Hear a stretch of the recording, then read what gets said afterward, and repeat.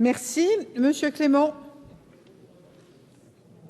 Oui, Madame la Présidente, nous arrivons au terme de ce débat et l'article 13 de cette loi nous a occupé tout un moment, avec raison, parce que le sujet qui touche aux SAFER est toujours un sujet sensible. Les SAFER sont souvent, je dirais, vilipendées pour deux raisons très antinomiques. La première, c'est qu'elles s'immisceraient dans les relations contractuelles en portant atteinte à la liberté contractuelle elle-même, d'une part, pour certains pourfendeurs. Pour d'autres, elles n'agiraient pas suffisamment et elles seraient trop permissives, laissant un marché immobilier évoluer, je dirais, trop facilement. Pourtant, nous avons assisté avec le temps à la mise en place de tout un tas d'artifices de plus en plus habiles pour que le droit de préemption de la SAFER puisse être écarté. C'est ce qui explique aussi aujourd'hui que le monde agricole tout entier nous est sollicité pour qu'on revienne vers, je dirais, une action plus sérieuse, et en même temps, je crains que nous n'y parvenions pas. Ces artifices, nous les connaissons. On loue des terres pendant un certain temps, puis ensuite on vend le foncier. Le droit de préemption du fermier prime celui de la SAFER. On démembre la propriété. On a commencé de traiter le problème, j'espère qu'on y reviendra. On fait aussi un apport en société sous condition de non-préemption. Et puis on vend ensuite les parts de la société. Tout ça, ça nous a amené à un constat qu'aujourd'hui, il y a une progression régulière des acquisitions par des personnes morales de droit privé.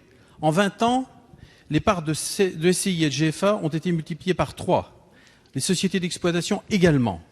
Donc nous avons de plus en plus de transferts de parts de sociétés qui sont elles-mêmes porteuses de foncier et qui échappent aujourd'hui à l'intervention de la SAFER. Alors, nous avons commencé d'y apporter un certain nombre de correctifs parce que nous avons aussi assisté à des prises de participation d'investisseurs qui n'étaient plutôt intéressés par des placements et un repli important des exploitations familiales, la financiarisation du marché des terres agricoles.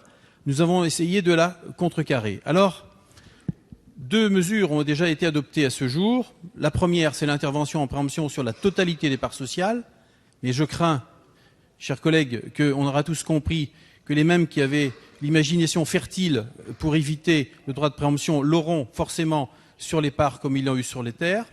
J'avais déposé un amendement pour que la SAFER puisse intervenir au moins jusqu'à 51%. Il n'a pas passé, je dirais, l'obstacle de l'article 40. Restera également la nue propriété, et sur laquelle j'espère que le gouvernement nous fera des propositions pour qu'on puisse au moins essayer de contrecarrer. Ce que je voudrais dire en conclusion, c'est que malgré toute la bonne volonté exprimée par le gouvernement et qui a été à l'écoute du monde agricole unanime pour condamner tous ces abus, je crains que nous n'atteignions pas les objectifs recherchés. Mais je crois que la responsabilité, il ne faudra pas la chercher dans notre loi, il faudra aussi la chercher chez tous ceux qui en dénoncent aujourd'hui les vices. Je vous remercie. Madame Boistard, non.